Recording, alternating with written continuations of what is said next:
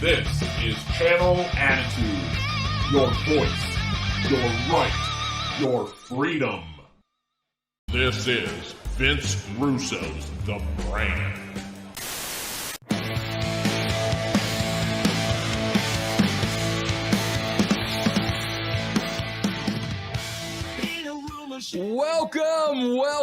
Welcome everybody to a very, very special show. I was just telling my guest, I don't wear special clothing for anybody. But when I do this show, I got to wear this shirt. Yes, Paul is dead if you want it. Guys, I gotta be honest with you. You know, I don't do many interviews anymore because, you know, just interviewing wrestlers, they're always going to toe a line. They're never going to be honest. And like, I don't want anybody, I can't waste my time at this point in my life. Every minute counts at this point in my life. So I don't do many interviews. But when I can get this next guest, I stop everything. This man is a genius. I have labeled this man a genius, and not just because of his work in the Paul is dead category, but just the mind. We've had many talks. He's been on the show a few times. I love him. We got some heartbreaking news, though, that I'm going to try to talk him out of. That's part of what this show is about. Listen, here he is. The great Mike Williams. Mike, you ever get an introduction like that in your life, Mike? Never. Mike, who's your biggest fan? Mike, you know I'm your biggest fan, Mike. I hope I can live up to that, Vince. Mike, what is going on? I was watching, you know, one of your shows a couple of months ago, and you had an end date. Now, Mike, we've had end dates before. We've had you're like the wrestler that had the last match, the retirement match. But Mike, you said, nope. Matter of fact, this is it. And I said, first of all, I'm going to try to talk him out of this. Second of all, if it is the truth, I got to have you on the show before that happens. So, Mike, what wasn't the date November something? That's why we're doing the show today. Well, tomorrow is the last day. I told my audience that it's the last day that I will do the ongoing day-to-day research, Vince. What I've explained is that I will continue to do periodically interviews. If a host contacts me and wants to talk about my Beatles research, I'll certainly do that. But the ongoing research, day in, day out stuff, after 8 years, it's a long time. And I felt that I really was able to communicate out everything that I needed to with regard to my research. And 8 years is long enough to do just about anything. And so I want to move on to other things. I have a big music project right now that my brother and I are working on. We have 2 grandchildren now. And so, you know, there are priorities in life, and sometimes you have to shift them up. Yeah. Well, you know, Mike, the word on the street, the rumor on the street is you're planning a new show. Called Avril Lavigne is Dead. Is that going to be your next series? Mike, I got to tell you this, though. First of all, when you talk about the 8 years, guys, listen, I don't know if you've ever been to Sage of Quay. You need to go to Mike's site, Sage of Quay. Mike, the research and the slideshows and the presentations, they're nothing like it have I ever seen with any topic being covered. Your thoroughness, like, is absolutely amazing. And that's what I'm talking about. I mean, when you talk about 8 years, it's really 16 years with the amount of time, because so much of this took so much time. This isn't about, okay, everybody, pull out Sergeant Pepper and there's a hand over Paul's head. No. As a matter of fact, Mike, I want to throw this at you. I have a feeling through your 8 years of doing this, there was the presentation of Paul is Dead. You know, we went through all that very thoroughly. However, I think you may have stumbled upon something that almost superseded that, and maybe something you didn't even plan on stumbling upon. I don't think you did. And that is when you started, you took a little bit of right, and the Beatles don't write their own music. And Correct. you got into that so heavily and so convincing. I think all that started with Rubber Soul, was written and produced in 21 days or something like that. And then all of a sudden, Mike, you took a right and you put together, I think it was like an 8-hour presentation. I watched over a week. Mike, was that something that you expected as you started getting into the Paul is Dead research? No. When I first got into it, my research started off like most people's research, is to take a look and to see if you could figure out if Paul was replaced. So I knew of the rumor, Vince, going back to the 1970s, actually the mid 1970s, when I was in high school. And but I didn't believe the rumor. I believe that it was just a very clever and witty marketing ploy. Because as I've mentioned on other shows, that's how the Beatles are sold to us, as very clever and witty, and that they were engaging with their fans, and one of the premises being that it would give an uptick to sales, which actually it did. So when I bought the Memoirs of Billy Shears going back to 2016, and the book has been out since 2009, so I was 7 years late to the party, I was still a believer that Paul was always Paul.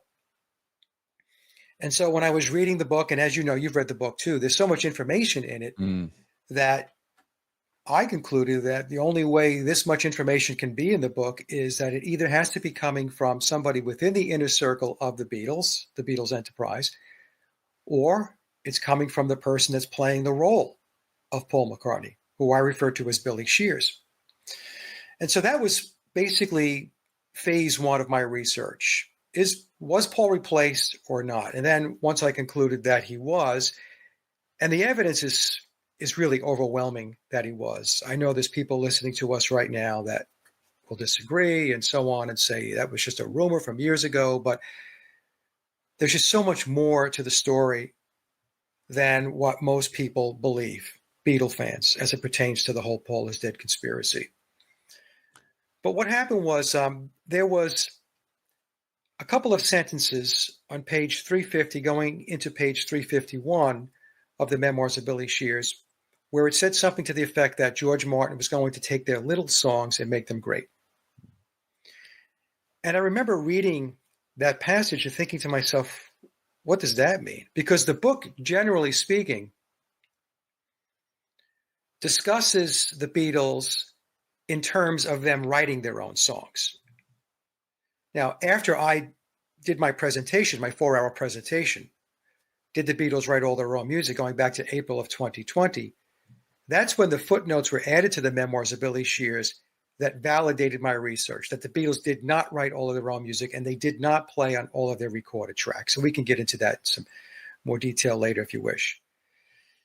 And then on page 351, after it said that George Martin was going to take their little songs and make them great, it started talking about the Committee of 300 and the Snitch.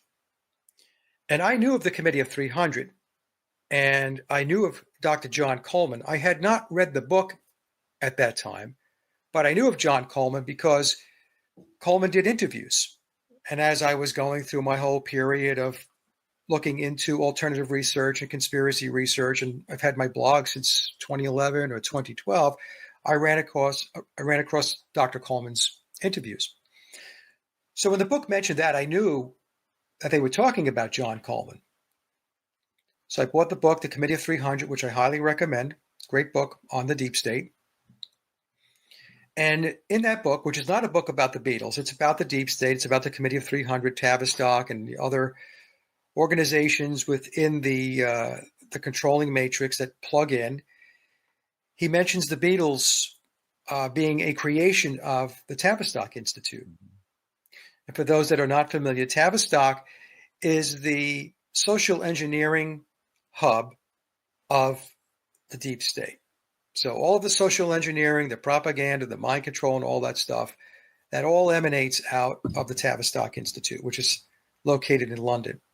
So Coleman mentions this about 6 or 7 times in the book, based upon different contexts with regard to what he's discussing in that particular chapter. And so I said, okay, let me buy the book, and I read it. And Coleman very explicitly states that the Beatles were a creation of Tavistock. Now, John Coleman claims that he was part of British intelligence, and he was a whistleblower, and he defected. So in case anybody's asking, why should we believe John Coleman? So even at that point, I was thinking, okay, I have a lot of respect for Coleman's work, but I don't know if this is true. In fact, there's one thing that Coleman claims in the book that I did disagree with. He said that Theodore Adorno from the Frankfurt School, now the Frankfurt School and the Tavistock Institute are connected at the hip. They both came into being in the early 1920s. And when I looked into Adorno and everything he was involved in, I concluded after doing the research that it's unlikely that he wrote all of their music. It's not to say that Theodore Adorno did not write some of the music, along with George Martin, by the way. I believe George Martin was a big contributor toward the writing of Beatles songs, along with maybe a half dozen crack songwriters on the EMI Tavistock staff that were assigned to the Beatles project, because the Beatles were a psychological operation that Tavistock implemented in order to social engineer the masses worldwide. So the Beatles were the first manufactured band with the mission to social engineer at a worldwide level. So I started digging into these deep state organizations like Tavistock, learning about what Tavistock is all about, the Frankfurt School, the Committee of 300. You start getting into other factions of the deep state matrix, like the Club of Rome, the World Economic Forum, Bilderberg, the Trilateral Commission, the Council on Foreign Relations, and so on. So there's an entire structure, folks, that's there, that is above us, that's running this world. And the system that you think is running the world is nothing more than just a show. It's a veneer to keep you occupied and entertained with what's going on down here while they're working up here doing all the stuff that they believe they need to do to get to their one world order, the new world order. So that's what happened, and I got into it, and the silver bullet was Rubber Soul, as you mentioned, Vince. And so what happened was I bought a DVD going back a number of years ago, 5 years ago or so, and the author of the DVD is a gentleman by the name of Scott Fryman, and Scott Fryman is a musicologist. He's very accomplished as a musician, and he presents the Beatles' official narrative. And so he has this series called Deconstructing the Beatles. Mm-hmm. And underneath that, he deconstructs the different albums that the Beatles have put out. So I don't even remember how I stumbled upon Scott's series, but I did. And a little voice in my head said, look at Rubber Soul. So I took a look at Rubber Soul, and I got about 15 minutes into the presentation, because the premise, he's setting it up, and he said that the Beatles came into the studio on October 11th of 1965 to do the Rubber Soul recordings, with essentially no backlog of music. In fact, I think what Scott's exact words were, they came in empty. They had just come off a tour. Mm-hmm. They had a 6-week break between when the tour ended on August 31st of 65 to when they had to head over to EMI Studios October 11th of 65. Recording actually started on October 12th, the next day. And the premise kicks off by saying that the Beatles were on the hook to write 16 songs in 30 days. So that's 14 songs for the album and a double A-side single, which was Day Tripper and We Can Work It Out. But they had no music coming in.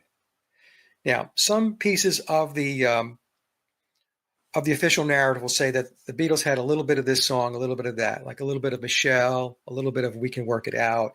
But they were, if we go by the official narrative, they were partial songs. And that's great, but partial songs still have to be developed and worked on in the studio. And some people want to argue with me and say, well, it wasn't 16 songs. It was something less. In Mark Lewison's book, Mark is considered the Beatles historian from an official narrative perspective, he claims that they had to write from scratch more than a dozen songs. So even if we go with Mark's number, more than a dozen, which means they had to write 13, 14, 15, or 16 songs, that task of writing that many songs within a 30-day period of time is not possible. Because when you break it down, I'm a songwriter, musician and a songwriter, and I record. I'm very familiar with the recording process. I've been at it since the late 1970s.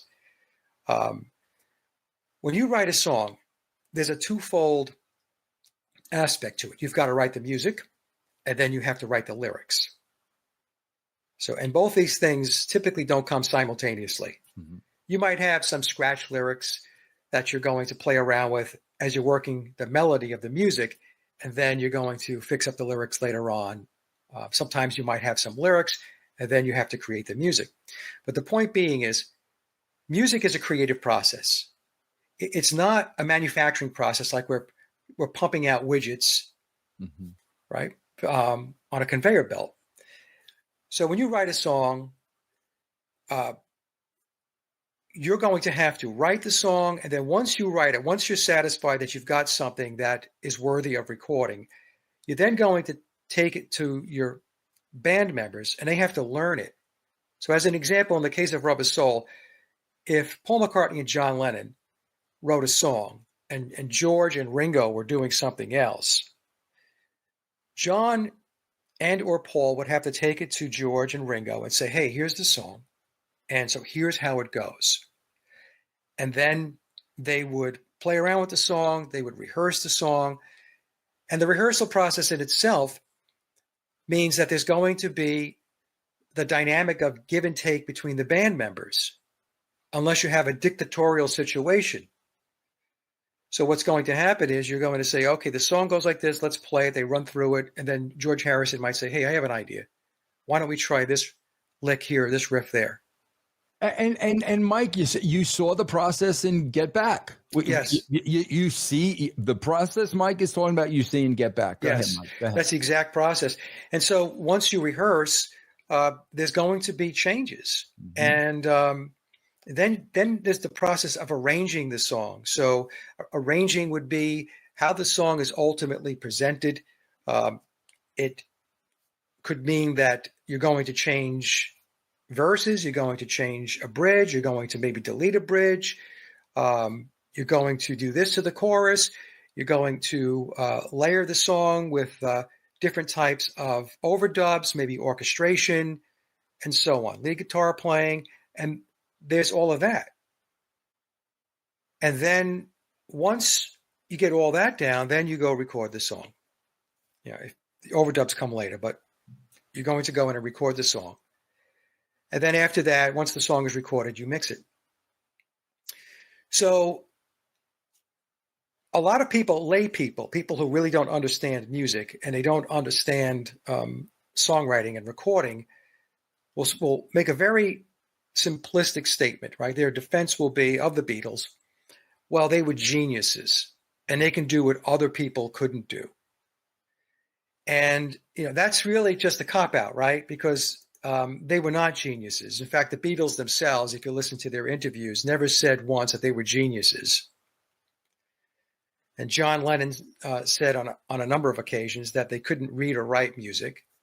And some people want to argue, well, you don't have to read and write music to be able to write music. That's true. But when we take a look at the quality and the intricacies of the Beatles' music, all the arrangements and all that stuff, you have to ask yourself, well, who was doing that? people would say, "Oh, that was George Martin." Well, yeah, you're probably right that it was George Martin, and maybe Theodore Adorno had a hand in it as well.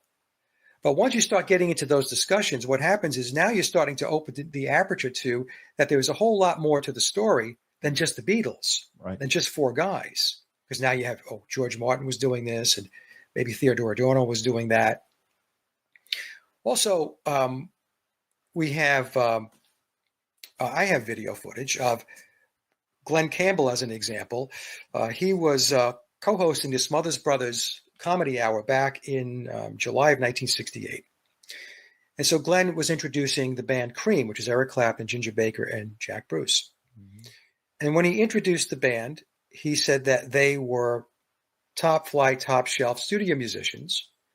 They were the cream of the crop, and that they played on many, many records coming out of the UK. And Glenn went on to say the Beatles, the Rolling Stones, and he rattled off a couple of other acts. So here we have Glenn Campbell, who was a guitar virtuoso. He played for the Wrecking Crew. The Wrecking Crew was responsible for most of the pop rock music recordings back in the 1960s and 1970s here in the U.S. I'm almost positive they also played on UK releases. But the UK had their own version of these studio players. Mm-hmm. So here we have a situation where Glenn Campbell comes out and says, well, the members of Cream played on Beatle tracks. They recorded on Beatle tracks. And I've had not arguments, but people will want to argue with me and say, well, he meant that was Eric Clapton playing on While My Guitar Gently Weeps. I said, no, it doesn't mean that. Yeah. Eric wasn't asked by George Harrison to play on While My Guitar Gently Weeps until September of 1968. Glenn Campbell made his comment in July of 1968. Yeah. Right. We also have a situation where Paul McCartney or Billy did a show, a special with Rick Rubin, and it was a Hulu special, McCartney 321. Mm-hmm. And during that special, Rick Rubin brings up While My Guitar Gently Weeps and isolates the bass track.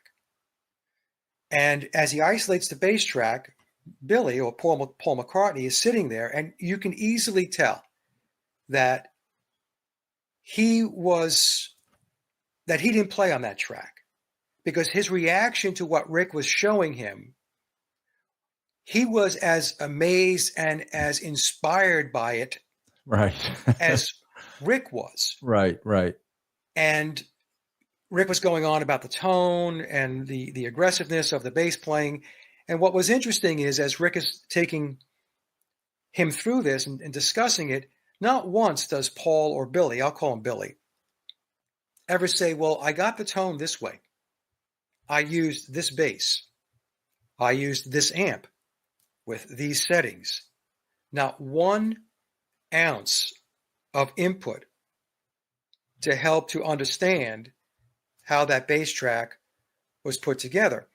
So what that told me was that he didn't play bass on that song. So we had Eric Clapton playing lead guitar on While My Guitar Gently Weeps. And I'm thinking, well, does that mean Jack Bruce played the bass? Yeah, right. And then, of course, we have Bernard Purdie. And Bernard, since 1978, has said and stated very clearly that the drummer, right? He's the drummer, right? He's the legendary drummer he drummed for Aretha Franklin for 25 years. He's played for Steely Dan, the Rolling Stones, the list goes on and on and on. Bernard is probably one of the most sought after studio drummers of all time. And he's in the Drummers Hall of Fame. And he came out in 78 and said that he drummed on 21 Beatle tracks from the early albums. And so when we talk about the early albums, we're talking about Please Please Me with the Beatles and A Hard Day's Night. And maybe it could have gotten into Beatles for Sale, which was their 4th UK release. And Bernard has never backed off that. And again, people want to argue and say, well, no, he fixed the tracks on the Tony Sheridan songs that the Beatles recorded. The Beatles did some recordings with Tony Sheridan. Mm-hmm. And he also did that. So what I have to explain to people that don't want to give up the the myth is that Bernard drummed on both. He drummed on some of the Tony Sheridan tracks. He was called in to fix the tracks, which means he went in to fix the drumming tracks to make them a little more powerful, have more presence, better timing. And he also drummed on 21 Beatle tracks, aside from the Tony Sheridan tracks. Yeah. So what we have is, so going back, and the reason why I brought that up, folks, is because people will ask for examples of other musicians playing on Beatle tracks. I was told by a person that that I communicate with, I'll just refer to him as a source, who was a very good friend of Dan Peake. Now, Dan Peake was one of the founding members of the band America.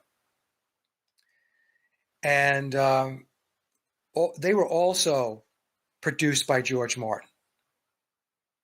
Now, Dan passed away going back around, I guess, 10, 12 years ago. But this person who knows him very, very well, knew him very, very well, said to me that Dan, again, America was produced by George Martin. The Beatles were also produced by George Martin. Told him that Jimmy Page played the lead on I Saw Her Standing There. So Jimmy Page was one of the studio players playing on Beatle albums, along with Vic Flick. Vic Flick was in the George Martin Orchestra. So if we watch A Hard Day's Night, we have Ringo's theme from the soundtrack. Mm-hmm. That, of course, wasn't the Beatles, but that was Vic Flick who played the guitar on Ringo's theme for the movie. And he also played the James Bond sounding theme at the beginning of the United Artists release of Help here in America. Before the song starts, there's kind of that James Bond guitar playing. That was Vic Flick as well. I was told by a person that is a relative of the late, great studio drummer Ronnie Verrill out of the UK, that Ronnie also drummed on Beatles songs. And the official narrative tells us that Andy Wyatt, of course, drummed on P.S. I Love You and Love Me Do back in 1962. But another Beatles researcher reached out to me, and their day job, I guess, is doing electrical work. And so they ran into a drummer. I'm not going to say who it is because I don't want to bring people into this stuff that, it could wind up being a problem for them. He said that it's absolutely true that Bernard Purdie drummed on those 21 Beatle tracks. He knew Bernard personally. And also that another Beatle drummer was Alan White from the band Yes, who also later drummed for John Lennon for the Plastic Ono Band.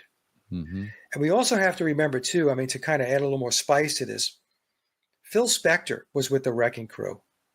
And so we see that Phil Spector was involved with the Beatles, especially with the Get Back, not the Get Back sessions, but the Let It Be album. Mm-hmm. And you mentioned Let It Be, and that's interesting because when John Lennon was asked about the Let It Be album, he said that they handed Phil Spector a big pile of shit, John's words, and he did something with it. So John was saying, Phil did a great job. We handed him a bunch of junk, a pile of junk from a recording perspective, and he worked it as a producer and engineer to create the Let It Be album. That was the album that was released in 1970. So you have all these connection points. So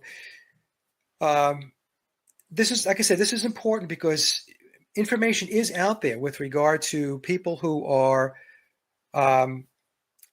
that were involved with the Beatles from a recording perspective. Nicky Hopkins, the great keyboard player.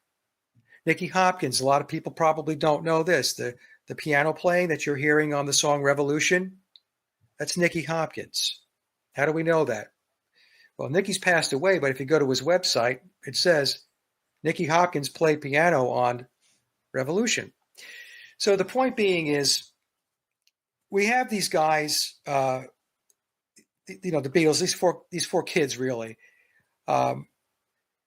to be able to write 10, 12, 14, 16 songs, Vince. And like I said, that's not just the music, but we're talking about the lyrics as well. It's all got to come together in 30 days from October 11th of 1965 through November 11th of 1965 is just not possible.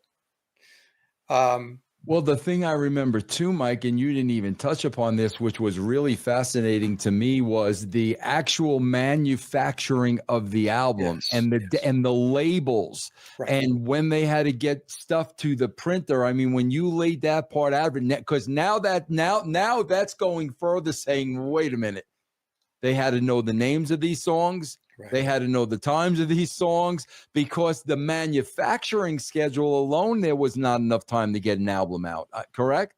Yes. So there was two problems with Rubber Soul. So the 16 songs in 30 days is problem number one.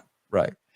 And a lot of people want to argue that because they just want to make the blanket statement that the Beatles were geniuses and therefore, end of discussion. But the other problem, as you just mentioned, is the manufacturing process. So back in the day, to be able to, the manufacturing process, once the final lacquer is cut. Now, the final lacquer is what is used to start the printing process, the pressing process of the vinyl. So that's why the final lacquer is very, very important. So the time from when the lacquer is finalized to when the record can make its way into retail outlets, and we're talking about back in the day, was 2 months. And 2 months is I don't want to say it's aggressive, but let's just say on average 2 months. Mm-hmm. And maybe not even on average 2 months, and then it could be longer. It could be maybe 9 weeks, 10 weeks, maybe 2.5 months. So, and how did I get this information? Well, when I was doing my presentation, working on it, I was connected into a person who was very accomplished in the music industry out of the UK, has been around for, a long time, and was very familiar with the pressing process of pressing vinyl. And so, I was having dialogue back and forth. We were emailing him, and I would send him some of my slides and show him, this is what I was seeing and how I was understanding it and laying it out. And he would give me his input. And that's how I was able to fine tune it and get it, and I really understand it. So in other words, when the Beatles finished up on November 12th of 1965, and the final lacquer was cut on November 17th of 1965, that album should not have seen the light of day until sometime in late January, at the earliest. But the album was in retail outlets on December 3rd of 1965, in time for the Christmas season, because EMI, of course, didn't want to miss the revenue that was associated with releasing a Beatles album for Christmas. And so the problem is this, and I'll go into a little more detail what Vince was saying. In order to print the album jackets and the center labels, you have to know the names of the songs, and the sequencing has to be done. So the sequencing is what order the songs are going to play on each side of the record, of the 33 RPM album, side A and side B. Sequencing is very important because it's not just something you slap together. There's two pieces to sequencing. One is to determine the flow of the album. This song leads to this song, leads to that song. So there's a flow to an album. The other piece of sequencing is that you have to make sure that the album is balanced on both sides, that there's enough dead wax in front of the label. And the reason why this is important is because with 33 RPM records, if you don't do the sequencing properly and you don't calculate how these songs are going to lay out across side A and side B properly, then there's the possibility of what is referred to as groove distortion on 33 RPM records. So what that means is you have your stylus from your 33 RPM record, and you place song number one, you place the needle down, and it goes across. Now, as the needle is getting closer and closer to the spindle, what's happening is the grooves of the vinyl itself are getting more and more compressed. And so that's where you can get groove distortion. So the record companies back in the day, in order to avoid that, did everything they could to try to lay out the songs properly from a timing perspective and, like I said, enough space between the label and the last song, which is called the dead wax, to ensure that they could minimize groove distortion. Obviously, the higher quality stylus and system that you had, that would help to mitigate any type of groove distortion. But back in the day, a lot of people just had basic phonographs and record players that they were using, turntables. So the reason why I'm bringing this up is because it's more than just slapping songs together. They have to think through this whole process. So the official narrative tells us that the Beatles finished up recording on November 11th, actually early into the morning, I should say, of November 12th, 2 a.m. or something. And that George Martin completed the sequencing on November 16th. And on November 17th, the final lacquer was cut. And once the final lacquer is cut, that's when they start pressing the records. So the pressing of the records for Rubber Soul either started on November 17th, as soon as the lacquer was finalized, or the very latest, November 18th, the very next day. Okay, so let's go back to the problem. The problem is, let's start with the labels. So if the sequencing wasn't done until November 16th, then how were all of the center labels printed with the proper sequencing or the order of the songs for side A and side B? How did that happen? How did they turn around thousands and thousands and thousands of labels within 24 hours? It's not possible. It's the same thing with the album jacket. The album jacket for any album, but Rubber Soul as well, on the back of it, it lists the songs, side A, side B, in sequenced order. So the album jacket had to be printed with the names of the songs. Mm-hmm. So if you finish the sequencing on November 16th and you start pressing on November 17th or the 18th at the very latest, there was absolutely zero time to turn around both the labels and the jackets. Now, the labels in particular are a very important piece to this, because when you press a record, the label, the center label on a 33 RPM album, is pressed at the same time with the label. So the label and the vinyl are pressed at together the same time. That's the process. That's the manufacturing process. They don't adhere the labels to the record later. So which means that when they said, okay, we finished the final lacquer, now we're going to make the stampers and we're going to start pressing the records like ASAP, those labels had to be there. Wow. They had to be ready to go. So the question becomes, well, all right, so the record obviously got out. It was, the initial shipments of Rubber Soul got out to stores on December 3rd. So how did it work? So what happened was, the whole process of writing the songs was done by outside songwriters. And George Martin had those songs written and recorded by session musicians way before the Beatles ever stepped foot in EMI Studios on October 11th of 1965. And because of that, once the songs were written and George had the studio players in and he recorded the instrumental tracks, then George was able to, and Norman Smith, who was the engineer, to sit down and do whatever edits they needed to do to the songs from an instrumental perspective and complete them. And once they completed them, they now had the run times for the songs. The song was 2.5 minutes long or 3 minutes long. That's what runtime means. So once they had all of the songs written, all of the songs recorded, they had all of the run times, then George Martin could do the sequencing. And he did the sequencing weeks before the Beatles ever stepped foot into the studio.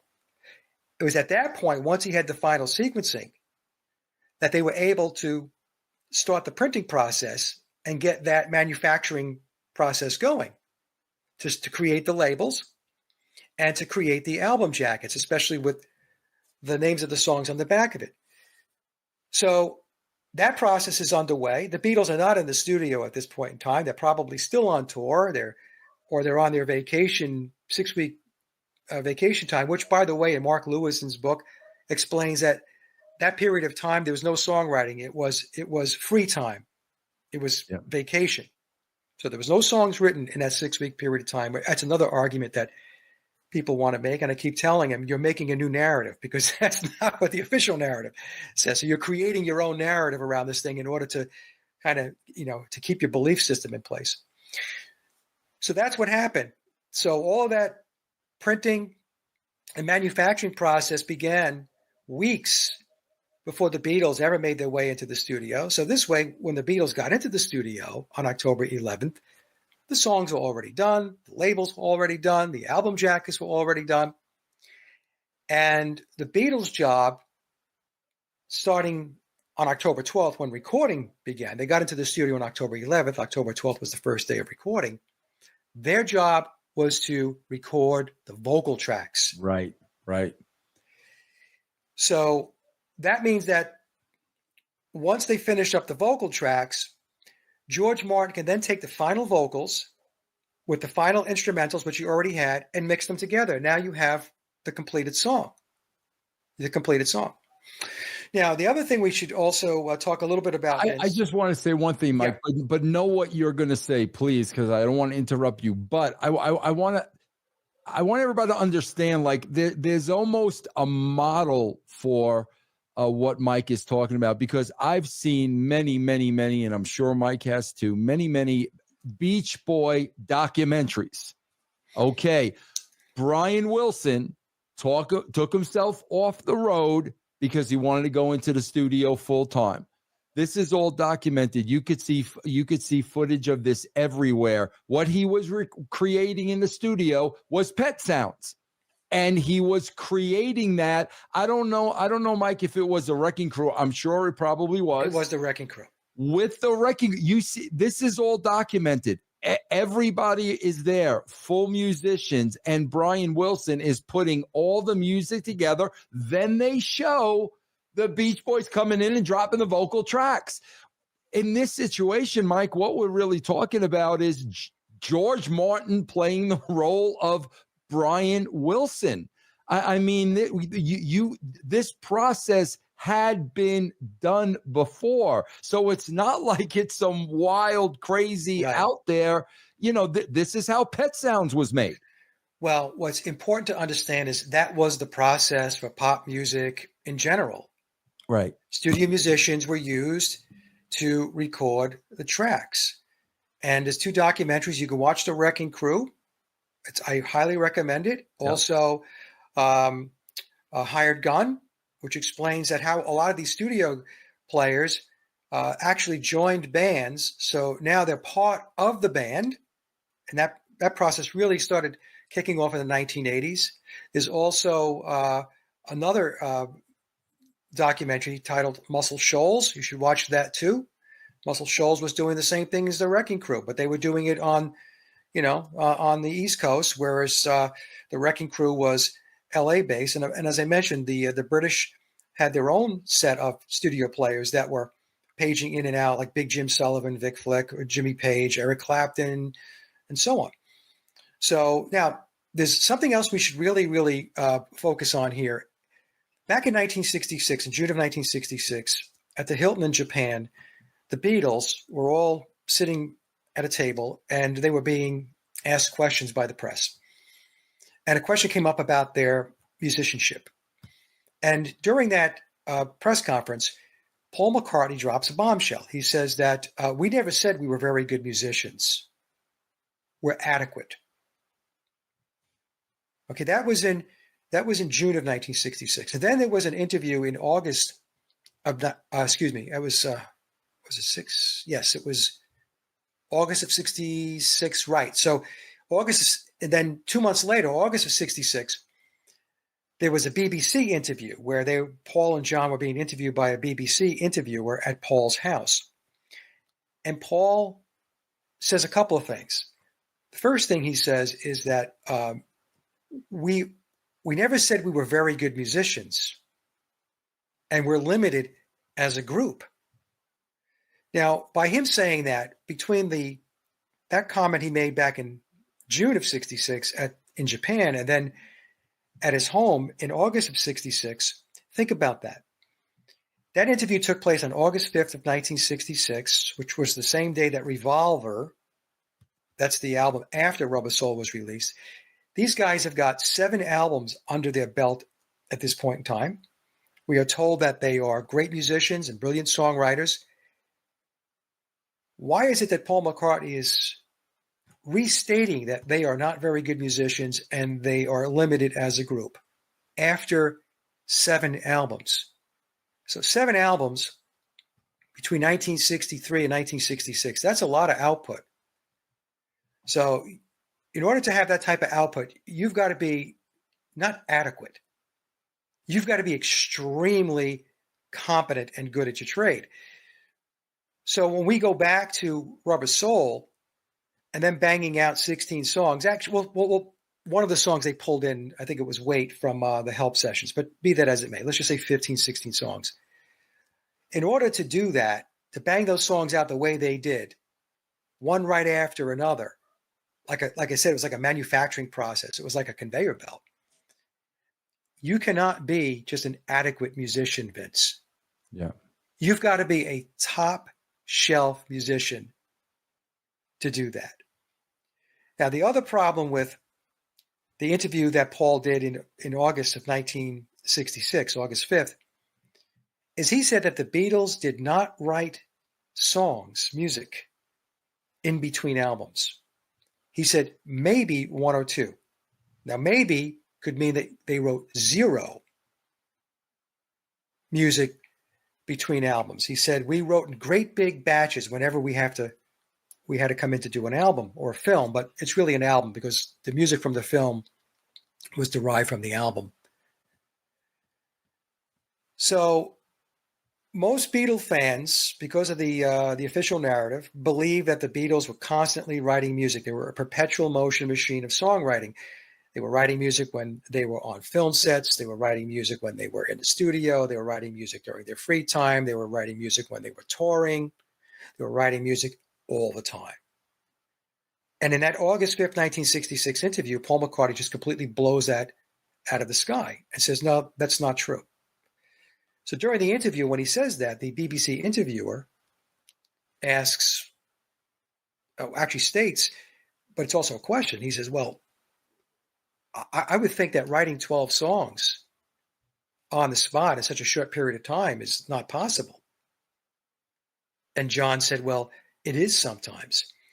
And then John and Paul went on to say that for their recent album, and they were referring to Revolver, they said it took them weeks to write just one song for Revolver. Weeks. Now, weeks, folks, obviously is plural.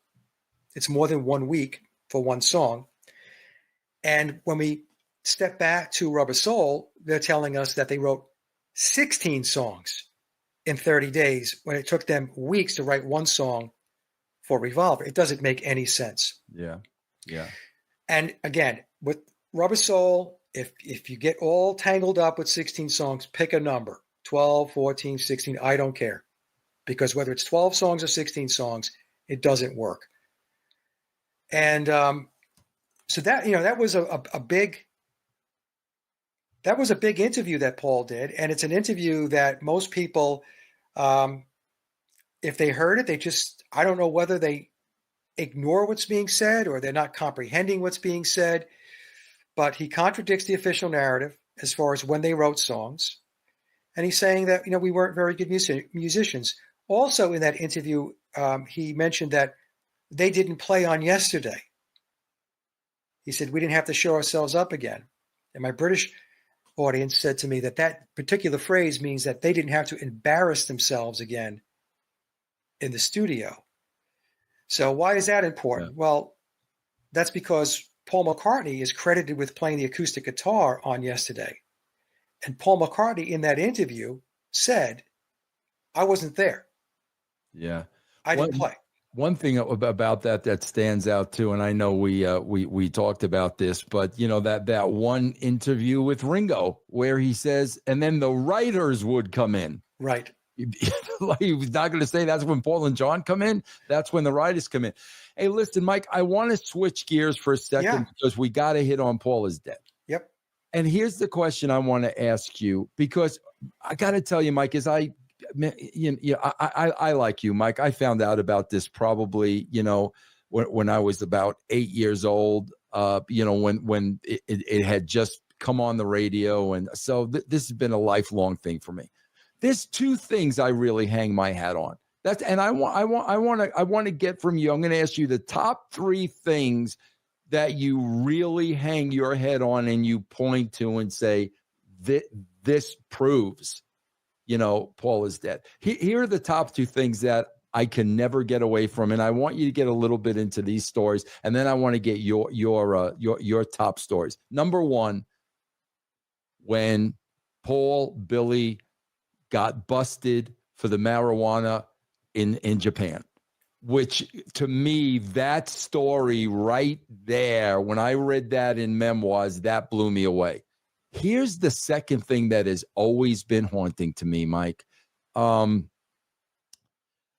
Heather Mills's interview with Billy Bush. What in God's name is she talking about? Those are the two things I always look at. Oh, and also Olivia Harrison saying, hello, Billy. Like, I mean, and Dana Carvey. Carvey in the interview, matter of fact, me and Billy, like those things, I'm like, if I had to point to anything, look at those. What I want you to get a little into those things, unless there's something you point to that supersedes all that. Well, before Sally Whitty, who was another researcher, colleague of mine, because I'm network into half a dozen or so. It's a loose network of researchers, and we share ideas and information that we have. But Sally's been on the show, and she's a colleague and a very good friend. She is blind in her left eye, and we had this page. It's a Facebook page. I'm not really on Facebook, but I was part of this particular page because it was it had a few of us on that page, and we would share ideas. And Sally kept putting these images up and these videos up of Billy and his eye. And I remember thinking to myself, okay, where is she going with this? Now, going back to 2019, I did a presentation that had to do with Vivian Stanshall, that Billy played the role of Vivian Stanshall in the Bonzo Dog Band with Neil Innes. Okay.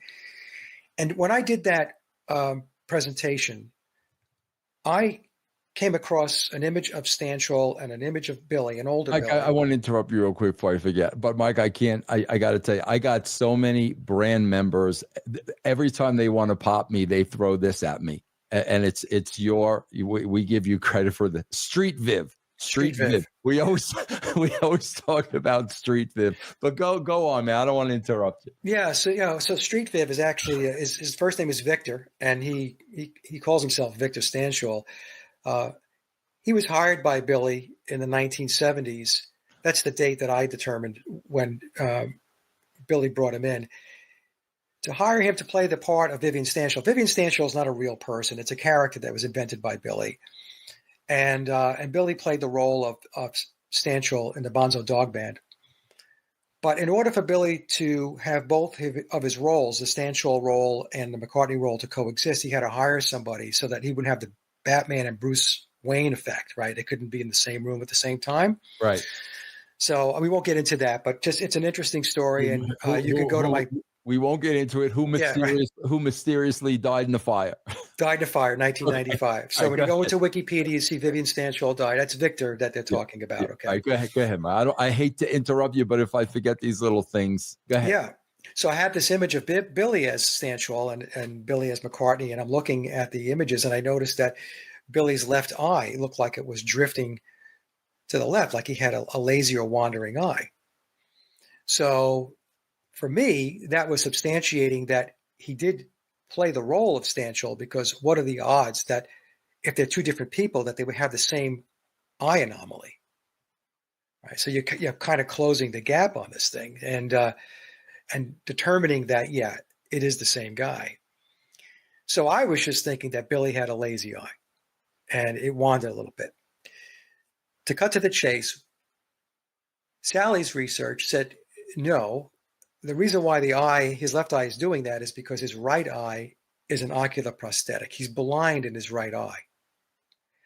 And so she took me through her evidence, both video and still images. And this is all on stage of Quay. Yes. You guys can see all this, all on stage of Quay. Go ahead, Mike. Yeah. So where we could see that Billy's his right eye, which he's blinded, although he has very good motion with both eyes, in other words, they're in sync, they move together, sometimes they don't. Sometimes the right eye, which he's blinded, doesn't track exactly with the left eye. And I've noticed that it happens many times when he looks hard left. So when Billy looks hard left, his left eye looks hard left, but his right eye does not. Doesn't follow. It'll look left, but it's more center left versus hard left. Mm-hmm. And so we went through this, and once we presented Sally's research, it's not my research, it's her research. She gets full credit for this. Billy came out with an interview. He did the Eyes of the Storm interview. Now, Eyes of the Storm was an exhibit of photos that were allegedly taken by Paul McCartney back in 1964, like the height of Beatlemania. So there was this exhibit. And interesting, it was referred to as Eyes of the Storm. So Billy is being interviewed by, I think it was on CBS, by this person. And they stop at this one particular photograph. And so the interviewer says, that's a great photograph. You really have to have an eye to take something like that. And so Billy he moves his head forward like he's looking at the image, steps back, and he goes, my left eye. So he was saying, I only have sight in my left eye. There's also a clip, I think it's from Give My Regards to Broad Street, that movie he came out with in the 1980s, where almost the exact same dialogue is said again. So that was back in the 80s, 40 years ago. And then I think the interview with CBS was last year or earlier this year. So that was the way we looked at that, is that was Billy validating that it's true. He does not have sight in his left eye. Now, what he's doing is a technique that Freemasons use, referred to as masterfully speaking. So masterfully speaking just means that they can speak in encoded ways to reveal the truth, but it's encoded. Yeah. So you have to understand. This is the Letterman interview. Yes, in 2009. Right. Okay. Yes. The Letterman interview, he did that, and he masterfully speaks there, and it's great. It's brilliant. Both him and Letterman were both masterfully speaking, and you're watching two very high-level Freemasons, and I believe Billy's in the Illuminated degrees, but that's a discussion for another day. Bantering back and forth. That interview came out right after Wired magazine, from out of Italy, the Italian version of Wired magazine, released an article that had to do with two forensic experts taking a look into Paul McCartney to determine whether he was replaced or not. Now, these two Italian researchers, and they are forensic researchers, they're not just two hacks. These are two people that really know what they're doing. When they engaged in taking a look into the whole Paul is dead thing, they believe that Paul has always been Paul. And so through their forensic work, they were going to be able to close the door on his, just once and for all. Once and for all, hey, this is done. Okay, so stop at all the silliness. He's the same guy. What happened was, once they got into the analysis, they realized it wasn't the same guy. And so the more they looked, the more they were convinced that there's something going on here. These are not the same two people. And that article, it did come out. It's very difficult to find on the internet. I believe it was scrubbed. So that came out, and when it was released, that's when Billy went on to Letterman to talk about the whole Paul is dead conspiracy and the silliness of it and all that stuff. But as he's masterfully speaking, he's actually telling us, yes, it's true. I'm not Paul McCartney. Yeah, I'm the guy. I'm the guy. I'm the guy. I'm the guy. Yeah. I'm the guy. Yeah. A very good double. I'm the guy. Yeah. So, we have situations like that. So the eye is the biggest, to me, is the proof point, because biological Paul didn't have a ocular prosthetic. He had two good eyes. Mike, there was something very interesting, and you had to see this. I can't remember who it was, but it just came out. There was a YouTube video, and it was called, I think it was called Whispers from Memoirs. Did you see this? And there were decoded deep messages throughout that. And one of the messages, because they shouted you out, and who's the woman who came up with this? Sally. They shouted you guys out because one of the hidden messages and the whispers were about him having a prosthetic eye. I mean, do you know what I'm talking about? Yes. Okay, so that you probably watched that on Kat's Supernatural Beatles channel. Yeah. She got into the whisper messages. In fact, I asked if I could mirror it on my site. She did such a great job, and she said, sure. So can you explain exactly what that is, though, Mike, a whisper message? Because I didn't really understand how she was decoding this. What is that? Okay, so let me just say this. The Sally's eye discovery made its way into Memoirs, not only in the whisper messages, but also within the footnotes that Tom put together. So it's there now. The same thing happened with my work as it pertains to whether the Beatles wrote all their own music and played on all the recorded tracks.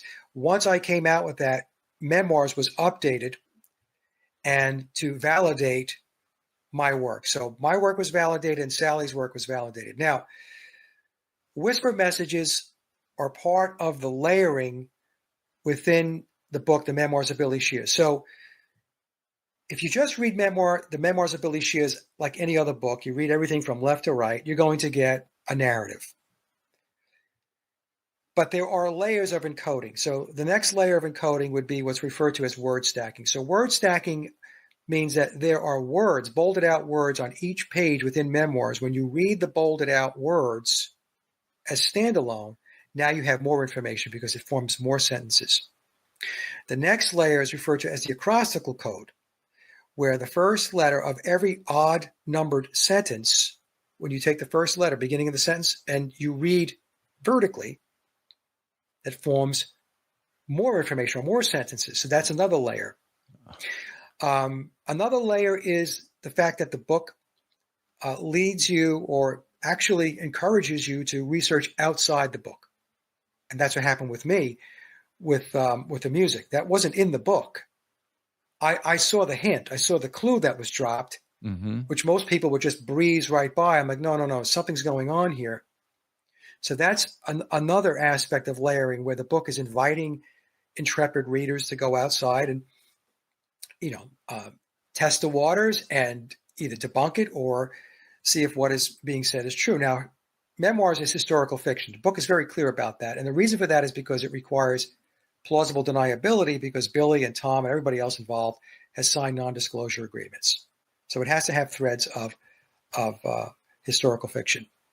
Now, another layer is which was introduced probably, I'm trying to remember when, maybe an edition or two ago, where there's very faint font written at either the top, the side, or the bottom of a page. It's very faint, where it's giving more information about disclosure. Now, some of the information in the whisper messages I would refer to as esoteric.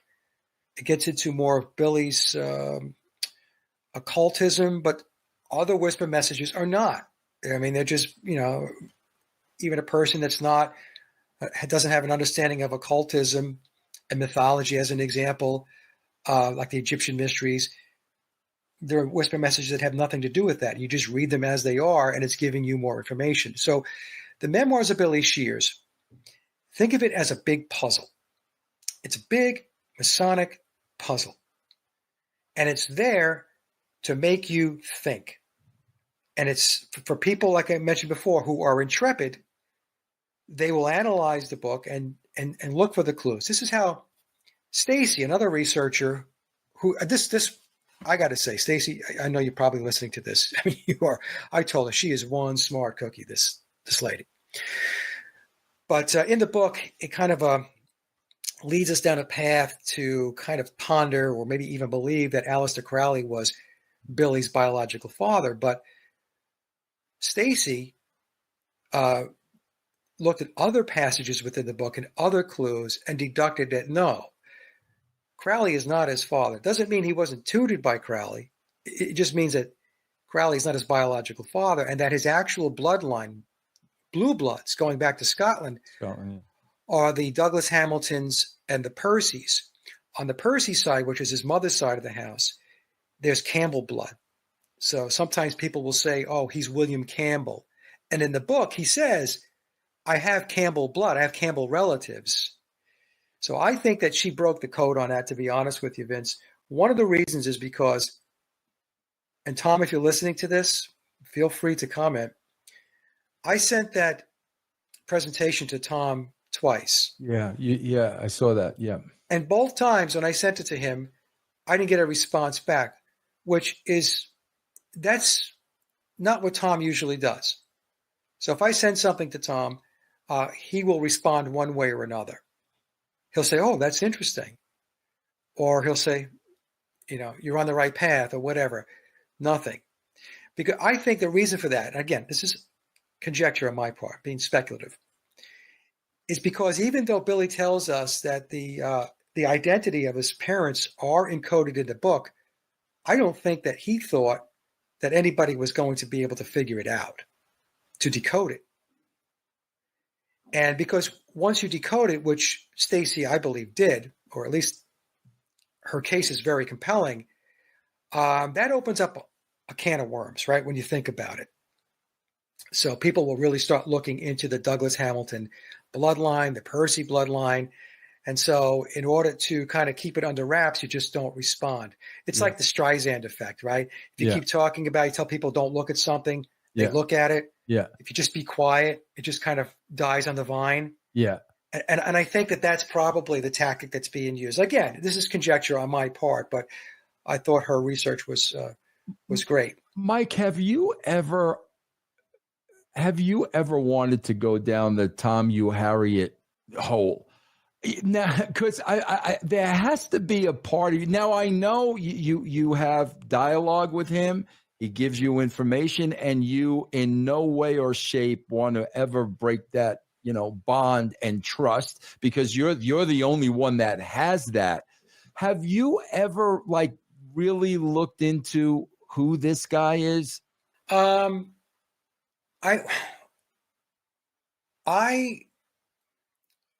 made an assumption that Tom is a real person, okay, and he is a real person. I made an assumption because in the very beginning you're wondering, is he real? Is he using an alias, and so on?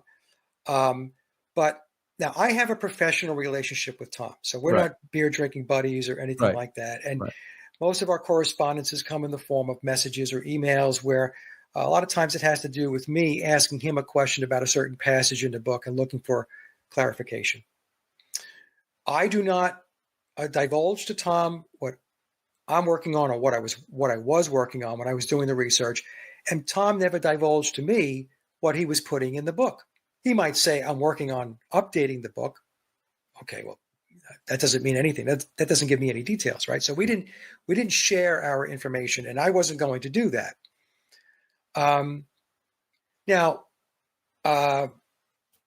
Tom, going back, did mail me a copy of the book. He signed it for me. Okay, and now I should also say that even though that was a free copy of the book, all of the versions that I worked from, I purchased. Mm-hmm. This was kind of after the fact, because I do believe at some point this book is going to have a lot of importance as it pertains to the Beatles. And of course, he had an address, and it was his home address. And it's not too hard to figure out whether that address exists. Wow. And the thing is, Hugh Harriet is not a common name, but it's also not. He's not the only person walking around with the surname of Hugh Harriet. Yeah. I mean, if you don't believe me, go do a search on the surname of Hugh Harriet, and what you'll see is there are other people who have the last name of Hugh Harriet. Tom's got 5 kids, and their last names are Hugh Harriet. So he's a real person. Okay. He has a Facebook page. Tom is he's very active on his Facebook page. I mean, I'm not on Facebook. I have an alias that I use in order to work with the particular Facebook forum page that we have between the other researchers, but I don't interact on Facebook. And the other reason why I have an alias is because I occasionally sell guitars. Got you. On Marketplace, right? So, but as far as having a personal Facebook page, a Sage of Quay Facebook page, interacting as myself or Sage of Quay on Facebook, I do not do that. I left Facebook years ago. Yeah. It's just a big, to me, it's just a big black hole of nothingness. So Tom is a real person. And I know that Sally has actually met Tom. Oh, interesting. Okay. So, so he exists. Yeah. unless Tom sent a very good double to represent him. Yeah, exactly. Yeah, street Tom. Street Tom. Hey, Mike, I got to talk to you about 2 more things. Yeah, go ahead. Okay. We all know the clues. Like, come on, listen, guys. I'm not at the kindergarten level. I'm at the Mike. I'm at this. I'm of the school of Mike Williams. We all know the clues. The clues are right in front of your face. Hundreds of them. We all know the clues. I buried Paul. Okay. Sharon Clements. Yeah. Was on your show. Yeah. I'm going to give her a shout out. Foreign Fruit. She writes this book called Foreign Fruit. Forbidden Fruit. Oh, I'm sorry. Yeah, I'm sorry. Forbidden Fruit. I'm sorry. I got it right over here. Forbidden Fruit. Wow. Here's my first question. This is the first question I want to ask you. The reason I said so many clues are on the level and right in front of our face, as simple as Billy saying, "I am that guy." Okay, he's looking at the camera. I am. You can't get any more clear than that. I buried Paul. We know them all. However, in her book, these are things that are like not even below the surface. I'm talking about buried at the bottom of the ocean. The scenarios and the stories, that she came up with and the theories are so deep. And what she really does is she breaks it down to words. She pulls out certain words. She really studies the words. And we're going to talk about this in a second. But in her hypothesis, everything leads to Washington. Seattle, yeah. Seattle, Washington. We're going to talk about that in a minute. I want to talk about the Illuminati Circle of 300 and how this works. And this is where it gets a little muddy to me because they tell us in plain sight. They tell like that. That's part of the code. We got to tell them. We got to let them know they're never going to believe it anyway. That's part of the code. So part of the McCartney myth is all these clues are right in front of your face. We are telling you, you're never going to believe this. You're going to be conspiracy theorists, crazy. But with the research she did, it is not on the surface, and it is so very, very, very deep that I'm almost thinking, unless she was sent to you, because I'm thinking was Sharon, because first of all, Mike, she had the shades on for the whole interview. All right, what's going on with the shades there? A little, I'm saying to myself, was Sharon purposely sent to Mike to lay out these things that we may have missed? Because to me, to her credit, two things. Number one, there are too many things that are too coincidental. And number two, I always wanted to believe that a lot of the songs with gibberish really meant something. I never wanted to believe I Am the Walrus is just gibberish. I always wanted to believe these words mean something. So what I'm trying to say is this part of their game plan? Like, in other words, is there a level where they put it right out in front of our face? And then is there that second level where they hide things much, much deeper that are maybe a little bit more dangerous? Because what she's talking about is not a car crash. She's talking about a sacrifice. Yes. That's what she's talking about here, a satanic ritual. I mean, gets very descriptive at the end of the book, and I don't want to ruin it for her. And, actually, if she could sell it, great. But where she goes is very deep, very dark, very satanic. Yep. Is this the way they work, Mike, where they're working on two different levels? Like, okay, everybody can see this here. This is really simple.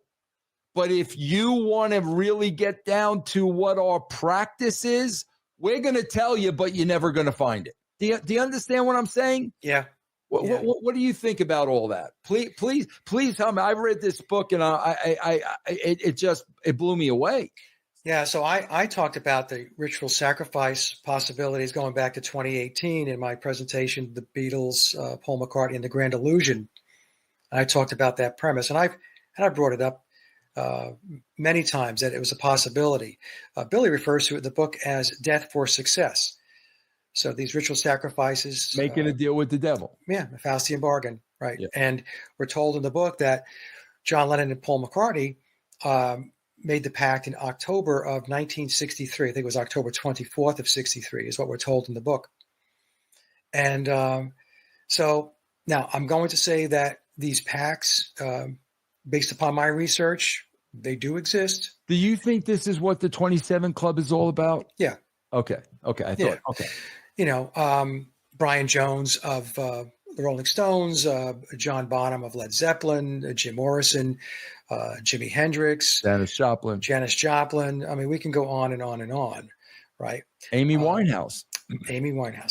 Yep. And so it does exist, and it's not just the 27 Club. You'll see people dying at different ages. I'm not going to get into it because the numerology piece of this really gets some people kind of jammed up. But I look at the ages in which people die, and I completely, I should say completely, I can see that these numbers are occulted numbers. So I'll just leave it at that. Okay, so now with Sharon's work, again, like Stacy's, very compelling. Now, I don't know Sharon's background. I'm going to assume that she's just a very smart person, very intrepid, and has very good research and investigative skills. And the reason why I say that, folks, is because when I came out with my work, when I was looking into the music and all of this, people accused me of being on the payroll, working with Tom, Billy's payroll. People have said, Mike, that you are Tom. People have actually yes, said they said, yeah. I mean, it's ridiculous. I mean, Tom and I are two different people, but people say stupid things all the time. And but I've been accused of those types of things, basically, being a plant, and I'm not. I'm not a plant. My research and my investigative skills is something that I've always had my whole life, and the work that I did in the corporate world had to do with financial analysis, very detailed financial analysis, building scenarios, looking at data, assessing data, looking at patterns and trends and stuff like that. I mean, so that's basically look at it as that's my skill set. Mm-hmm. But nobody put me here. I just went ahead and did my thing. So I'm going to say that Sharon is coming from the same path. Okay. Mm-hmm. But her work, like I said, is very compelling. And because what happens, folks, is I'll give you a brief overview. So she focused a lot on the song I Am the Walrus. And she said, in the song I Am the Walrus, there are all of these clues that point to Seattle. And of course, the Beatles' last concert was in Seattle. And many researchers believe that it was after the Seattle concerts that Paul was never seen again. They had two more, wasn't it? Seattle, LA, and San Francisco, right? So there were two more after Seattle. Yeah, and I guess the premise would be that maybe they had a stand-in or a lookalike play for those concerts. And it's very hard. It's very hard, Mike. It's very hard to find footage of those last two concerts that weren't taken by fans where you can really make anything out. Yeah. Yeah. So I have always said that whether Paul died in August, September, or November, those are the three time frames. Late August, September 11th, which is what we're told in the book, or November 9th, because that's 9/11 inverted. That I've always said, look, I don't major on that because dead is dead. Yeah. So whether you died in August, September, or November, I don't know. I'm not going to die on a hill for that one. Now, after the show, I did talk to Sharon, and I said, she believes he died in August. I said, but the book really, really drills in on September 11th. And September 11th is a very important date in the occult. September 11th in occultism from the world of the controllers is referred to as a day of war. It could be actual physical war or psychological war. And we just talked about this back and forth. Neither one of us landed in a particular spot. I wasn't looking to convince her of anything. I mean, she can make her mind up about, where she wants to land with her own research. But I said perhaps that the actual ritual had a span of time. So that span of time took it from late August to September 11th, where it culminated on September 11th of 1966. So, I'm not an occultist. I'm not involved in occult ritual. So I don't know what all goes on when these types of things go down, if in fact it went down. So now the other thing too, and I alluded to this during the show with Sharon, John Lennon did not write I Am the Walrus. Yeah, no, yeah, you were, great points about that. Go ahead, Mike. Yeah. Because if what Sharon was presenting is true or accurate, then how would John Lennon have that level of knowledge, very intricate knowledge of Seattle and Seattle locations? No way. There's no way. No. So what that says is, again, Sharon's work is very compelling, and if she's correct, then John Lennon did not write I Am the Walrus. That song was written for him, where the clues were embedded into the lyrics, and his job, just like with Rubber Soul, was to sing it. Yeah. John Lennon was quoted in an interview saying that there's only about 100 people that really understand the Beatles' music. Also, John Lennon in the early 1970s, I think it was 71, in Rolling Stone magazine, said that the Beatles were a myth, Paul McCartney's a myth, Bob Dylan is a myth. John Lennon came out with a song on his Imagine album, How Do You Sleep? Mm-hmm. It's the quintessential Paul is Dead song. If you read memoirs and then you listen to John's song, or listen to John's song and then read memoirs, it's completely stitched together. Yeah. So John Lennon was dropping a lot of clues, as was George Harrison. If Sharon's work is correct, does it surprise you that those clues are so embedded that they would almost be impossible to find? Does that surprise you? No, it doesn't surprise me, because when you think about it, memoirs is the same thing. Memoirs is the same thing. Yeah. Everything's embedded. It's encoded, right? I talked about Stacy. Stacy picked up on certain passages in memoirs that took her off to take a look at the Douglas Hamilton and Percy bloodlines, that being Billy's family tree, his lineage. Again, do we know for sure? No. Is her work compelling? Absolutely, just like Sharon's. So this deep encoding, this is what occultism is all about, Vince. When we talk about the esoteric and the occult, this is how they play. This is how they play ball. And it's very difficult for just about most people, 99.9% of the population, to really get their heads wrapped around, because that's not our world. Yeah, right. Totally foreign. It's totally foreign. And so when you're introduced to it or you're being told about it, your initial inclination is, because you don't understand it. So because you don't understand it. Yeah. So, but this world is, So Mike, now I got to ask you this, because Sharon's explanation, and this made sense. This made total sense. Sharon said that the car accident was a way to explain to his family, because if Paul really had died, you had to tell his close-knit family something. That's where the car accident, came up, because we're not going to tell him, well, yeah, we killed him in a satanic ritual. We're not going to tell that to his family.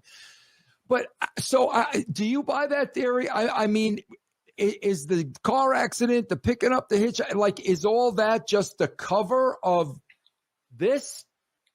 Do you believe that? I think it could very well be a cover story talking about a car accident. I don't know if it was put together so that it could be told to Paul's family to make it more palatable, that that's how he died and so on. I have no idea. That's speculative, and but it's okay. I mean, it's a hypothesis. It's okay. I have hypothesized and speculated that Paul's father, Jim McCartney, was a Freemason, and he was part of the whole process. I think he may have been his initial handler and getting him prepped for what Tavistock had in mind, down the road. So in Lennon's case, it would have been his uncle, as is explained in memoirs. His father, Freddie, was missing in action. Freddie just wasn't there. And his mother died when John was young. He was raised by his Aunt Mimi. Paul McCartney's mother passed away when he was 17. So we have this broken family. We have this level of dysfunction, which can be indicative of kids who would be identified and pulled into programs, mind control programs. All right. I'm not saying that it's always the case, but when you do the research, you find that type of family dynamic where it's broken up.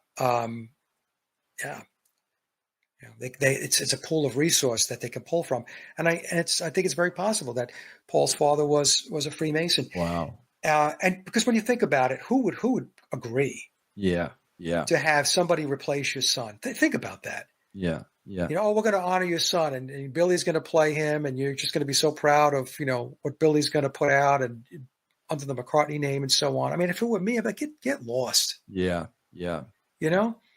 So so I all I can do is with regard to Sharon's work is to say I did the show with her. Take a listen, and or if you're really, really interested, buy the book. Yeah. What was interesting too about her book, I do want to say, it did for me. It added a lot more meaning to Magical Mystery Tour to me. Yeah. So I mean, because you read her book, then you go back and you watch it, which you've never understood anything up until this point. But when you go back and watch it with her research, it does make it a little bit more clear. Yeah, I think they started filming Magical Mystery Tour on September 11th. Wow. So there's the date again. Yeah. Okay, I'm going to wrap it up with this, Mike, because I could talk to you for hours. Mike, I am 1,000% convinced Tavistock is alive and well. Oh, yeah. And I believe without a shadow of a doubt that Taylor Swift was made in a laboratory. This is, I don't know if she was 12 or 11 or 13, but all of a sudden this 12-year-old girl from God knows where moves to Nashville, Tennessee, and is in the studio with some of the greatest musicians in the history of country and Western. It goes as far, Mike. I know we spoke about this last time. Like, this is like people think we're crazy, Mike. Mike, they were interviewing grown women after Taylor Swift's era tour. They didn't remember the concert. Right. Please, Mike, tell me I'm wrong, and explain to me how Travis Stock would go about making the next superstar that is, going to mold the youth of tomorrow.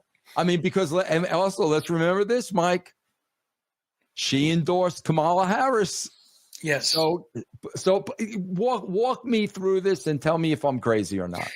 Well, we have to understand that social engineering, mind control, conditioning, that has been around for since day one. And when we talk about Tavistock actually came out of Wellington House, which was the propaganda arm of the British military and intelligence from World War I. All right, so they were responsible for all the propaganda that came out. And so from Wellington House, in 1921, it became the Tavistock Clinic. And the Tavistock Clinic, what they were doing was taking soldiers from World War I and who had shell shock.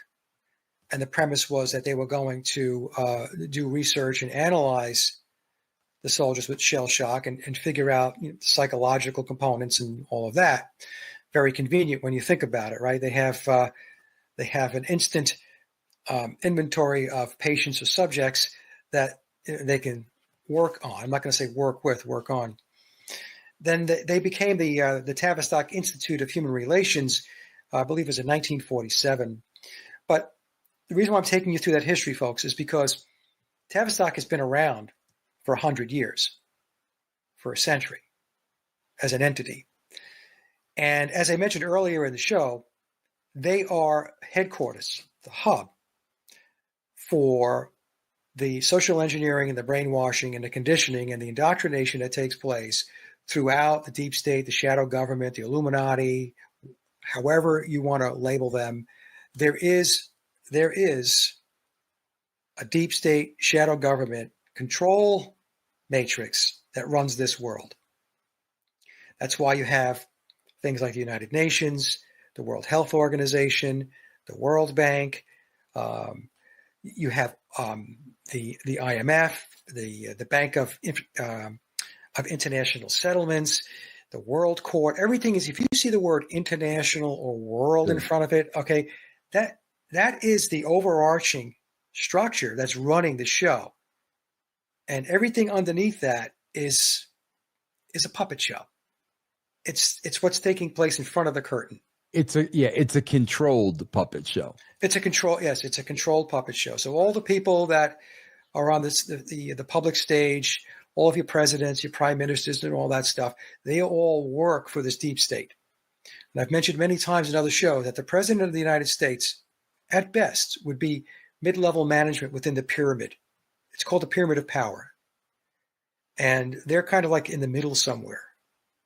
And so they have bosses. They have people that write their job descriptions for them and tell them what it is that they're going to do and what it is they're not going to do. Presidents do not have the power that you think they do, nor do prime ministers. So we'll leave that there. So what happens, Vince, is it's very hard for a lot of people to really, really come to grips with this. But so many people work or operate within that system, that pyramid of power. These are people that belong to secret societies, primarily, and the overarching secret society would be the Freemasonry. But there are many, many different secret societies, and what the what the secret societies and the controllers are very good at doing is setting aside their differences, because they do have differences in how they're going to go about things. But they set that aside because they agree on the final objective, which is total control. It's one world, everything. And for those that don't see this happening or see this coming, I don't know what to tell you. You have to do some more research. What you might want to do is to go to the website of the World Economic Forum, where they are just blatantly putting it all out there with 15-minute cities and surveillance this and surveillance that and digital ID, digital currency, and all of this stuff. Mm-hmm. Okay, this is not conspiracy anymore. It may have been conspiracy 10 years ago, 20 years ago, but this stuff is sitting right on top of our heads right now. It's on our doorstep. So you have all of you have a population of people that are tied into this system. And so what happens is this is their world. And because it's their world, they're plugged in as resources, not only like the parents, but potentially the children as well. And so people are identified at certain stages of their life as having the potential to be able to help push the agenda forward in some capacity. So they could be earmarked as a politician. They could be earmarked as an international corporation, a CEO, some kind of financial mogul, and so on. These people are all in the system. Entertainers, big time.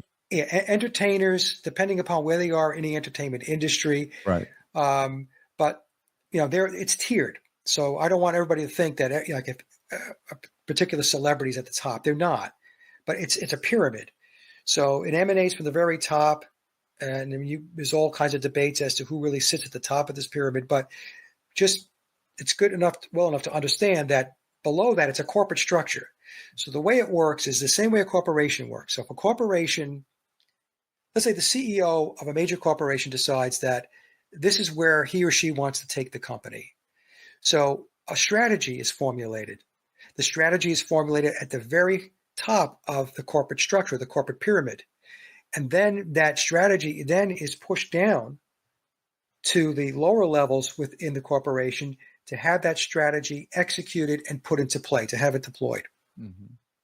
And to do that, there are different functions and there are different skill sets and resources, people that do this type of work. And so that's how it works. It gets pushed down. So I have explained that, I'm sorry it's taking a little long to explain, but I found that there were 3 tiers. There are those who are bloodlined. So if they're bloodlined into the elite families, they're going to be tapped for certain positions of power and influence throughout the world. And it could be governments, it could be the media, it could be whatever, the corporate matrix, the corporatocracy. Then you have those who may not be bloodlined, but they're in the secret societies.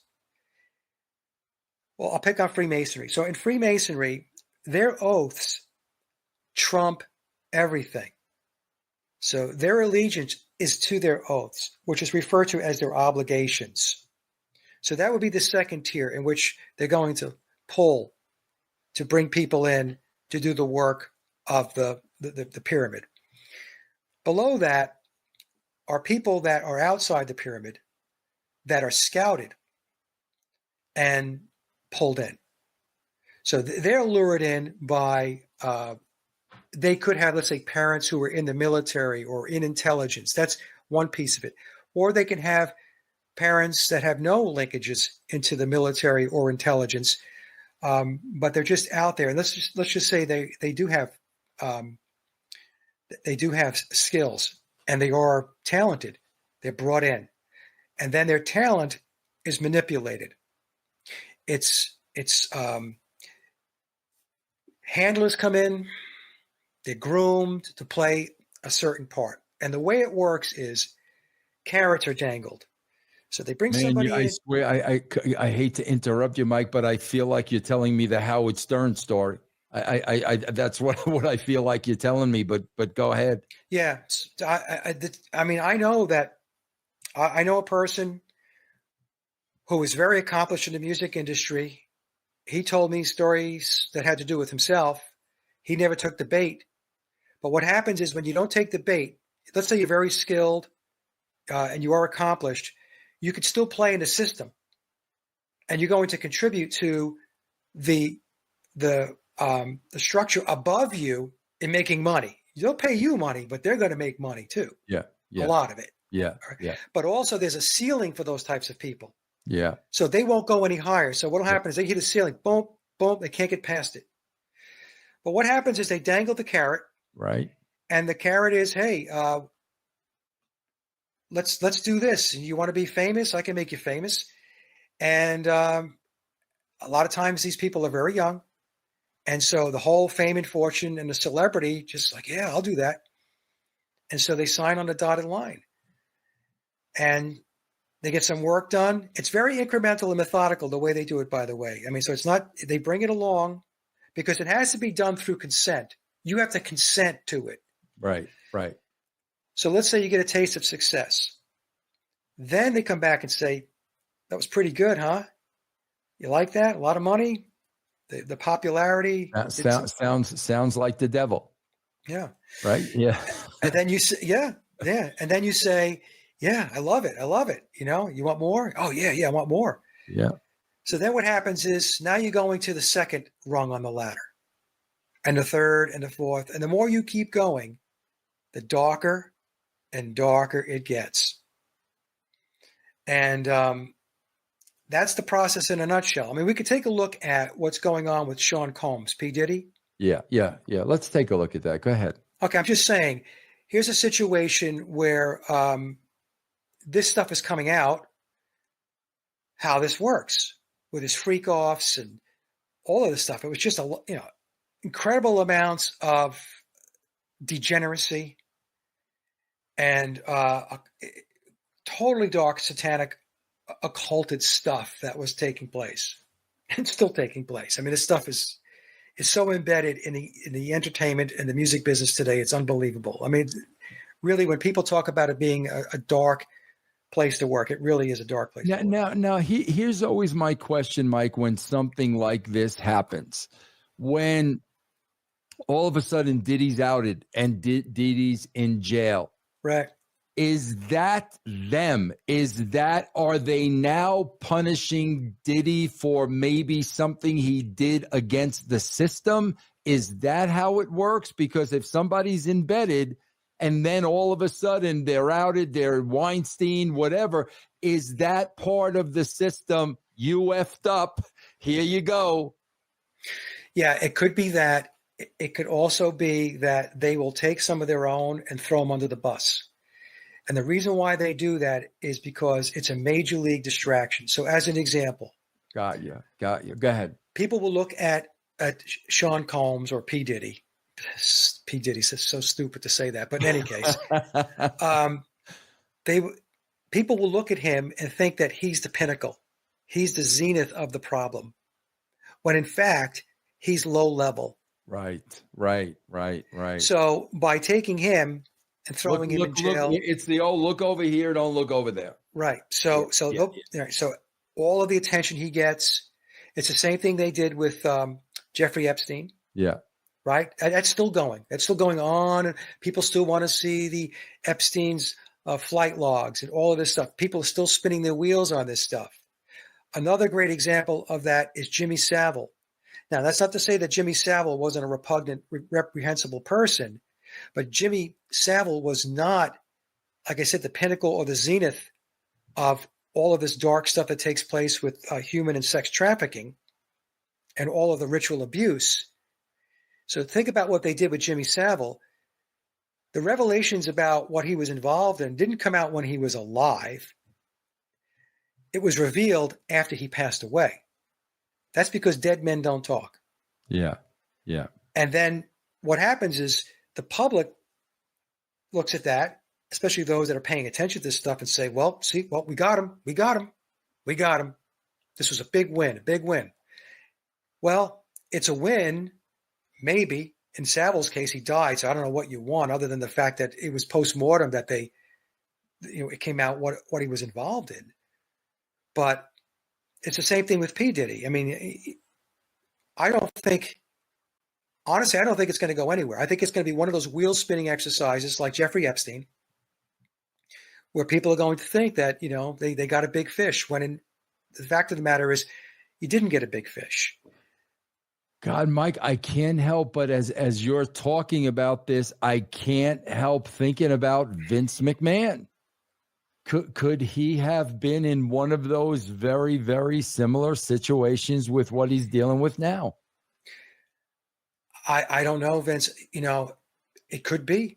I don't know. All we can do is speculate and maybe create a hypothesis. It can't even become a theory, because a theory is something that you can actually test over and over again. But the way I look at it is just about anybody that has achieved a level of fame and fortune that is in the upper echelon of fame and fortune is suspect. I'm sorry. This is going back to the Beatles. How anybody believes that a band comprised of 4 guys that were working class scousers out of Liverpool were organic and achieved the fame and fortune that they did, unprecedented, and think that there was nothing going on, that there was no machine behind them, there was nothing, nobody was grooming them, nobody was handling them, that none of that took place. It's the height of being naive. Yeah, and Mike, that's what I say about Taylor Swift, because I always say when you look at Taylor Swift, Mike, off the top of my head, I can name 25 better female singers, 25 better female guitar players, 25 better female songwriters. She's average. I mean, she literally is average, and the spot that she's in, that's not going to happen on your own if you're an average person. No, she's a complete and total manufactured entity. Now, Tavistock is great at a lot of things, but 2 things that they really excel at is creating cults and reducing the thinking of an adult to that of a child.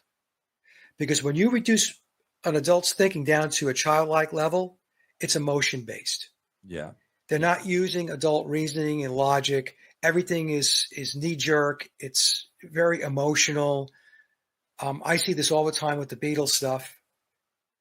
So Taylor Swift and her Swifties are a cult, just like the Beatles are a cult. And pick any band.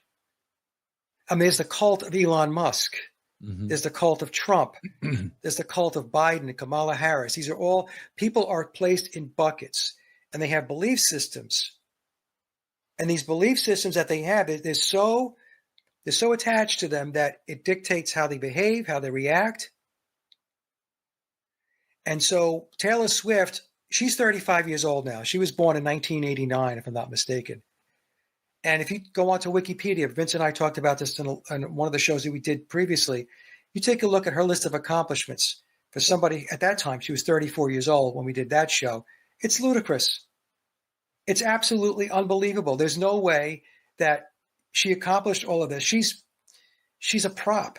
She's somebody that's manufactured, and she's put out into the public eye, and you're told stories. These are called official narratives. You're told stories about Taylor Swift. Are they true? I'm going to say no, they're not true. They're not true. And so she was groomed, and she was handled, and she was brought along to be who she is today. One of the things I wanted to, real quickly, Vince, I know we're short on time. Her tour is called the Eras Tour, like an era, plural. So if you take a look at the definition of era, an era is a fixed point in time from which a series of years is reckoned. It can refer to a specific period in history, often characterized by distinct cultural, social, and economic developments. So Taylor Swift is very often referred to as a cultural phenomenon, just like the Beatles were. Mm-hmm. In fact, many times she's compared to the Beatles. I have some articles here. I picked up, well, all I did was I typed in Taylor Swift and Beatles. Mm-hmm. Sky News. She now transcends even the highest echelons of pop fame, massively boosting everything from music sales to the entire global economy. Now, do you think that this is just some innocent old girl that picked up an acoustic guitar and started strumming a couple of basic chords and started writing music? No. Well, if you're in a position where you are in the echelon of pop fame, and newspaper articles or online articles are written saying that you are a main contributor to the entire global economy, well, you know what? You're manufactured. Yeah. So, Billy Joel was saying that she knows music and she knows how to write. She's like this generation's Beatles. Ringo literally within the past week put her over huge. Ringo himself. Yeah. And when I saw that, I'm like, yeah, of course you're going to put that over, right? Yeah, here's another one from The Week. This is from online magazine called The Week from June of 2024. So this is recent. The British Geological Survey estimated that the audience reaction at Murrayfield Stadium had an effect similar to a 2.3 magnitude earthquake. I don't know if that's true. I mean, I don't know if that's another nonsense story, but what they're doing is, my point is they're playing her up. Yeah, of course. Building her up. And here's the thing, right? Here's, so the Beatles comparison. Here's Taylor Swift. And look who she's with. Yeah. Look at that. Yeah. So what you have to realize, folks, is what the deep state did, the shadow government, the Illuminati, again, whatever name you want to give them, they pulled everybody away from their traditional and ancestral traditions. Because if you are tied to that and you have an affinity for your traditions, then they can't move their ball forward. So what they did was, through their television sets and their magazines and their radios and their music and their Hollywood and everything else, was to deliver to you pop music and pop culture. So the culture that you reside in today is not your traditional or ancestral culture. It's popular culture. What's pop culture? Pop culture is Netflix, hamburgers, hot dogs, beers, sports, Elon Musk, politics. This is all pop culture. It's not real. What is real? Well, real means that you have to get rid of all that stuff and get back to who you are inward as a person, your inner person. So you have to do your inner work to figure out what that is. What they've done is they've done an unbelievable job of just shaping and conditioning the population to a point where people they follow like sheep. So they put a shepherd out front. A shepherd could be a guy like Elon Musk.